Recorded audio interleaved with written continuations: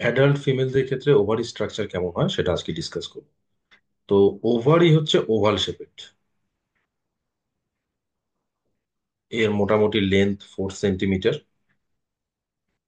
With 3 centimetre, thickness 2 centimetre, discuss করেছিলাম এর আগে ক্লাসে। এবার এই ওভারির এর বাইরে দিয়েও একটা এক্সটার্নাল লেয়ার থাকে। ঠিক আছে, এর বাইরে দিয়ে একটা এক্সটার্নাল কাভারিং থাকে, যেরকম আমরা টেস্টিসের স্ট্রাকচারে দেখেছিলাম এরকম এখানেও একটা এক্সটার্নাল এর বাইরে দিয়ে ফাইব্রাস এপিথেলিয়ামের কাভারিং থাকে।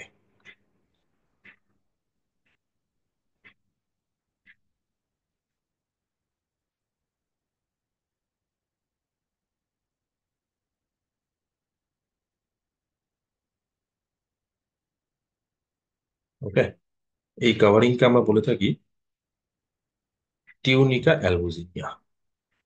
সেম, এটা আমরা টেস্টিসেও দেখেছিলাম।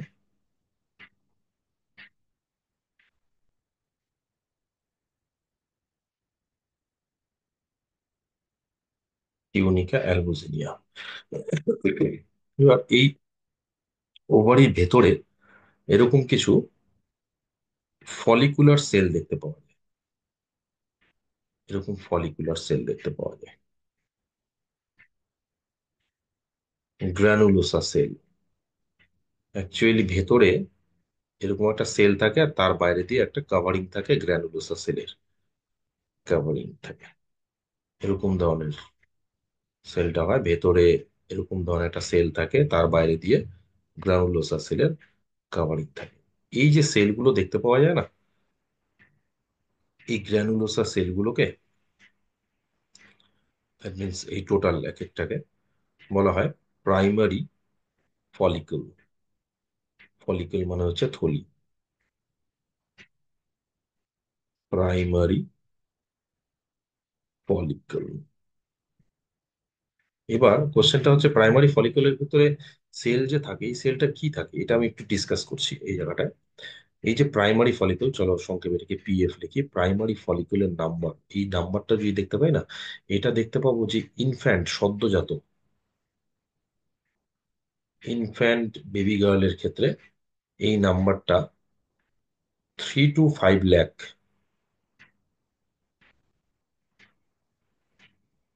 আর অ্যাট পিউবার্টি, অ্যাট পিউবার্টি এই সংখ্যাটা হয়ে যায় এই প্রাইমারি ফলিকুলের 60 to 80,000। তার মানে এটা ডিজেনারেটিং, আস্তে আস্তে এটা সংখ্যা কমতে থাকে। এই প্রাইমারি ফলিকুলের ভিতরে যে স্টেজটা দেখতে পাওয়া যায় না, এই যে প্রাইমারি ফলিকুলের ভেতরে, এটা তো প্রাইমারি ফলিকুল, প্রাইমারি ফলিকুলের ভেতরের যে স্টেজটা আমরা দেখতে পাচ্ছি এটা কিন্তু প্রাইমারি ফলিকুল। ওকে, গ্রানুলোসার সেলের কভারিং। আর ভেতরের যে স্টেজটা দেখতে পাওয়া যায়, অর্থাৎ এইভাবে বলি, ধরো এটা একটা প্রাইমারি ফলিকুল, এই প্রাইমারি ফলিকুলের ভেতরের যে সেলটা থাকে এটা হচ্ছে প্রাইমারি সাইট ডিপ্লয়েড সেল। তাহলে প্রাইমারি ফলিকল কাকে কন্টেন করে? প্রাইমারি সাইটকে কন্টেন করে। আমরা উজেনেসিসে এটা আরেকবার ডিসকাস করব।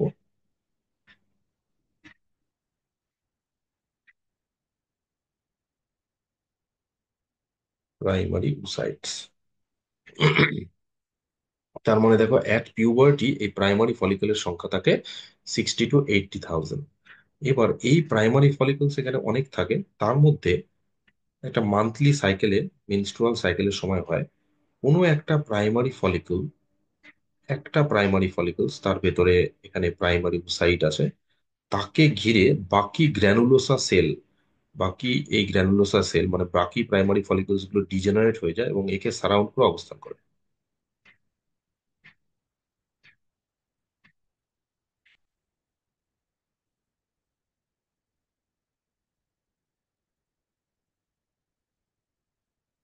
একে সারাউন্ড করে অবস্থান, ঠিক আছে। তার মানে একটা প্রাইমারি ফলিকলস থাকে, আর এটা মোটামুটি এই 60 to 80,000 এর মধ্যে না, নিয়ার অ্যাবাউট 500 এর একটা প্রাইমারি ফলিকুলার ক্লাস্টার আছে, তার মধ্যে একটা সার্ভাইভ করে আর বাকিগুলো লস্ট হয়ে ডিজেনারেট হয়ে গ্রানুলোসা সেলে এরকম ধরনের কাভারিং থিকা তৈরি করে বসে, কাভারিং তৈরি করে বসে। তখন এটাকে যেমন বললাম প্রাইমারি ফলিকলস, এটাকে বলা হয় সেকেন্ডারি ফলিকলস। এই ওভারঅল স্ট্রাকচারটাকে, ওভারঅল এই স্ট্রাকচারটাকে আমরা বলে থাকি হচ্ছে সেকেন্ডারি ফলিকল। এর পরের স্টেজে আমরা দেখি কি হয়। এর পরের স্টেজে এই সেকেন্ডারি ফলিকলস গুলো আরো পরে টার্সিয়ারি ফলিকলস তৈরি করে। এবার যখন টার্সিয়ারি ফলিকল তৈরি করবে, একটু বড় করে দেখাই। একটা প্রাইমারি ফলিকলস যেটা ছিল সেটা ম্যাচিওর হচ্ছে, দেখো তার ভিতরে প্রাইমারি সাইট আর থাকে না, এটা ডিভিশন করে।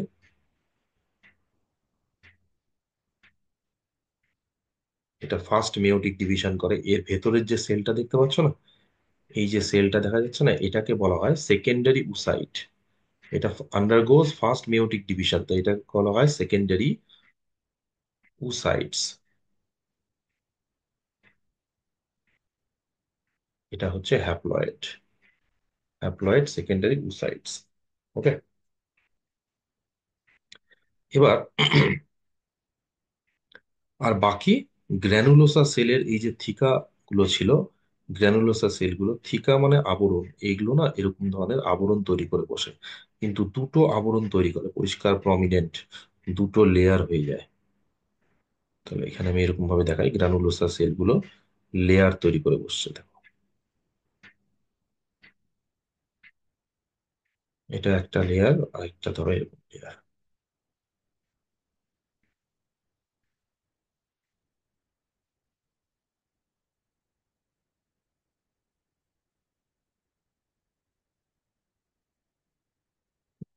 ঠিক আছে, একদম আউটার মোস্ট লেয়ারটাকে বলা হয় থিকা এক্সটার্না। তাহলে থিকাটা দুটো লেয়ার তৈরি করে বসছে, এক্সটার্না। আর তার পরের লেয়ারটাকে বলা হয় থিকা ইন্টারনা, ভেতরের থিকা ইন্টারনা। চলো, এবার এর ভেতরে একটা লিকুইড পাওয়া যায়, এটা খুব ইম্পর্টেন্ট ক্যারেক্টার্স এগুলো। এখানে এরকম ধরনের লিকুইড পাওয়া যায়, এই লিকুইডটাকে বলা হয় অ্যান্ট্রাম। এখানে লিকুইডটা যেটা দেখতে পাওয়া যায়, এটার নাম হচ্ছে অ্যান্ট্রাম,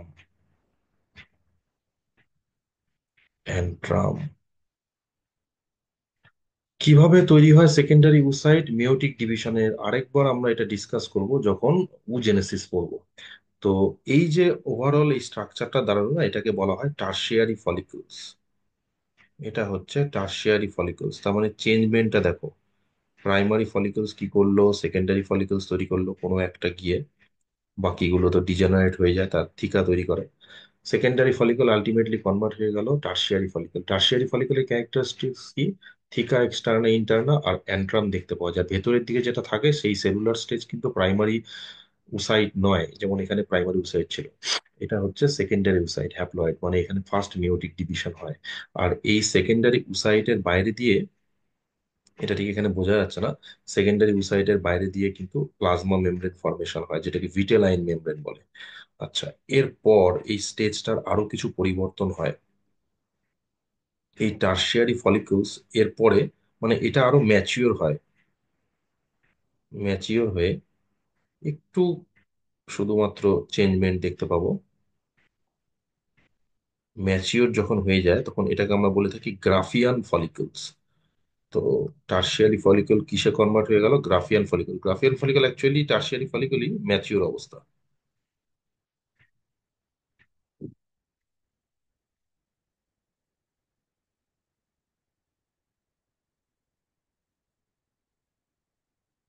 গ্রাফিয়ান ফলিকলস, এবার দেখো গ্রাফিয়ান ফলিকলস এর ভেতরে থাকে কি? একই ঘটনা। কি থাকবে এখানে? Secondary oocyte. চলো, সেকেন্ডারি উসাইট আছে, থাকবে। এবার এখানে একটা বলার বিষয় কি, সেকেন্ডারি উসাইডের একটা তো মেমব্রেন আছেই, যেটাকে ভিটেলাইন মেমব্রেন বা প্লাজমা মেমব্রেন বলে। এর বাইরে দিয়ে আরেকটা মেমব্রেন ডেভেলপড হয়ে যায়, এটাকে বলা হয় জোনা পেলুসিডা।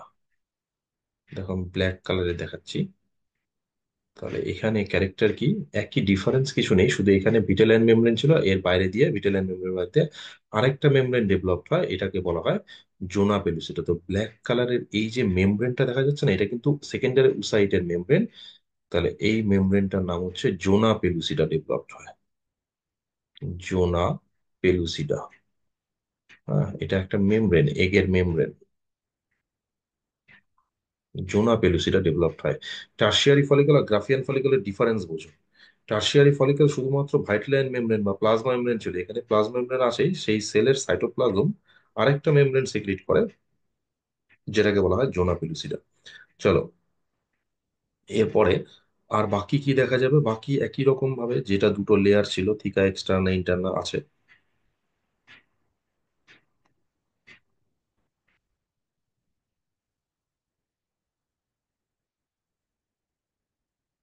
এরকম দুটো লেয়ার ছিল এখানে, থিকা এক্সটার্না ইন্টারনা সেম, গ্র্যানুলোসা সেলগুলো লস্ট হয়ে তৈরি হয়েছে, এটা থাকবে।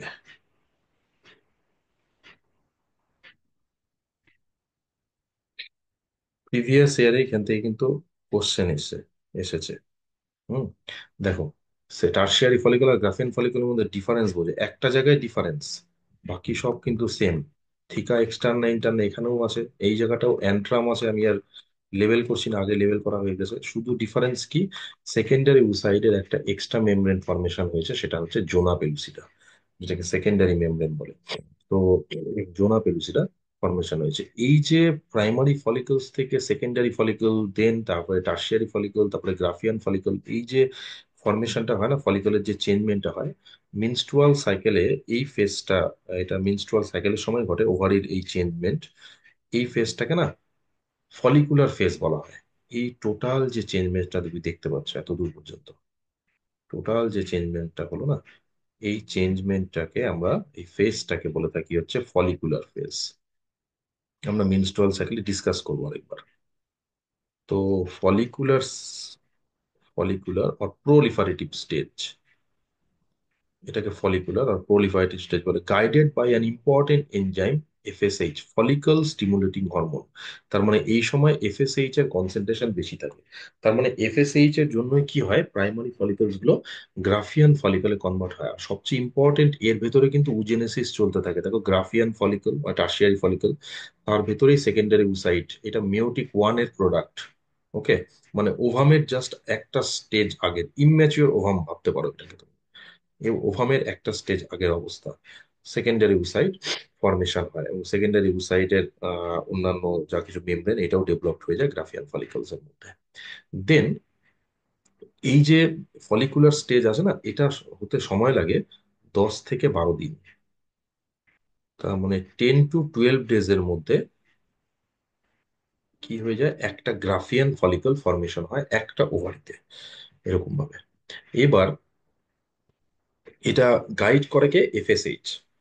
আফটার দ্যাট এই গ্রাফিয়ান ফলিকল যখন ফর্মেশন হয়ে যায়, ফুললি এটা যখন ফর্মেশন হয়ে যায়, তখন গ্রাফিয়ান ফলিকল কি হয়, এটা গিয়ে আস্তে আস্তে এই ওভারির মেমব্রেনের সঙ্গে অ্যাটাচ হয়। আর ডিউ টু এলএইচ, এলএইচ হরমোনের জন্য কি হয়, এলএইচ হরমোনের জন্য এই গ্রাফিয়ান ফলিকল না ব্রাস্ট হয়ে যায়। তো ব্রাস্ট হয়ে যেটা পড়ে থাকে, এরকম ধরনের গ্র্যানুলোসা সেল, ওই থিকা এক্সটার্না ইন্টারনা, এগুলো ইনিশিয়ালি এগুলো পড়ে থাকে, এটা রাপচার্ড হয়ে যায়।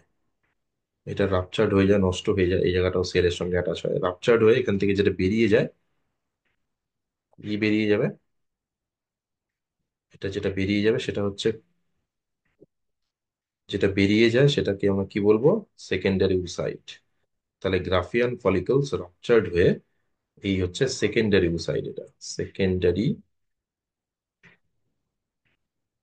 উসাইটস রিলিজ হয়ে যায়। তাহলে গ্রাফিয়ান ফলিকল কি হলো, গ্রাফিয়ান ফলিকল রাপচার হলো। গ্রাফিয়ান ফলিকল যে রাপচার হয় due to a particular hormone LH, luteinizing হরমোনের জন্য গ্রাফিয়ান ফলিকল ব্রাস্ট হয়ে যায়, সেকেন্ডারি উসাইড রিলিজ হয়। এই স্টেজটাকে বলে, এই যে গ্রাফিয়ান ফলিকল ব্রাস্ট হয়ে সেকেন্ডারি উসাইড রিলিজ হলো, এই স্টেজটাকে বলা হয় ওভিউলেশন।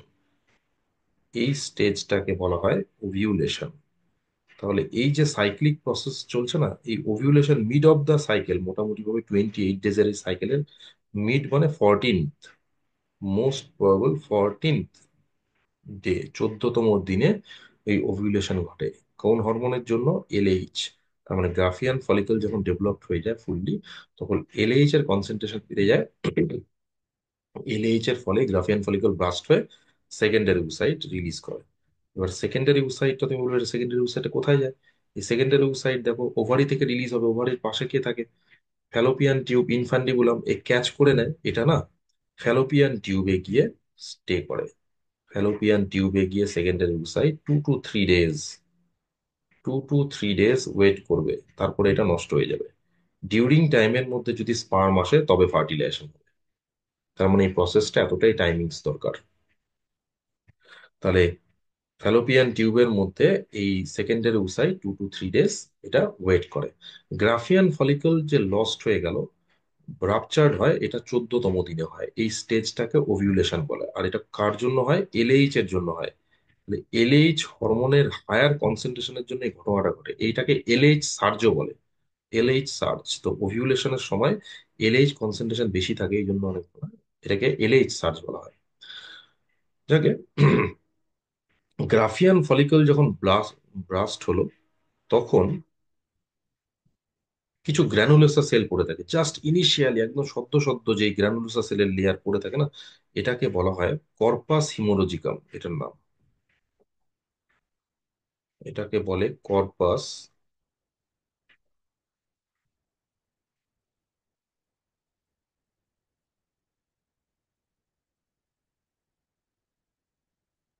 হিমোরোজিকাম। তো গ্র্যানুলোসা সেল দেখো কি ডেভেলপ করলো, ব্রাস্ট তো হয়ে গেল, সেকেন্ডারি ওসাইট রিলিজ হয়ে গেল, এটাকে আমরা বলা হয় কর্পাস লুটিয়াম। আফটার দ্যাট এই কর্পাস লুটিয়াম কি করে? এরকম একটা ট্রায়াঙ্গুলার গ্ল্যান্ড তৈরি করে বসে, temporal endocrine gland. This is very very important structure, এটাকে বলা হয় কর্পাস লুটিয়াম। এটাকে বলে কর্পাস লুটিয়াম।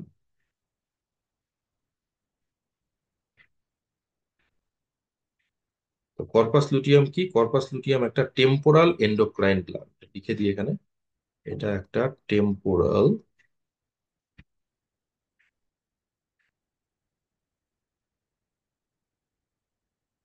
endocrine gland.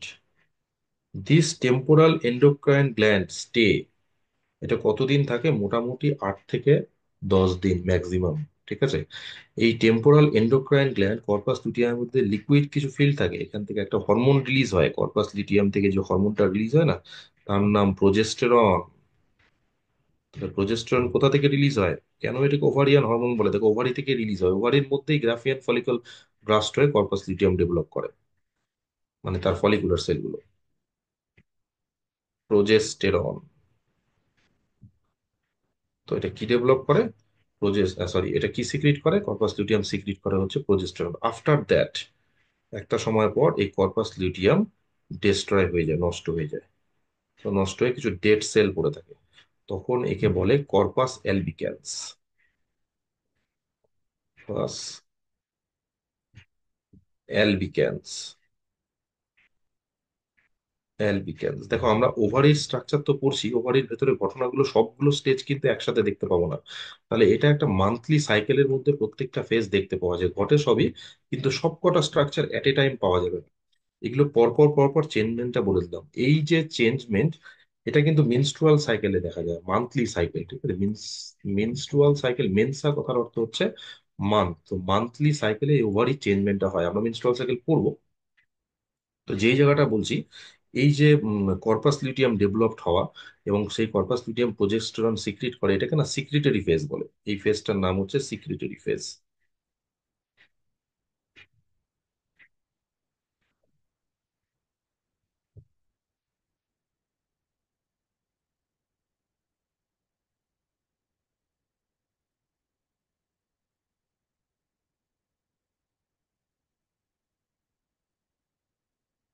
এটা হচ্ছে সিক্রিটরি ফেজ।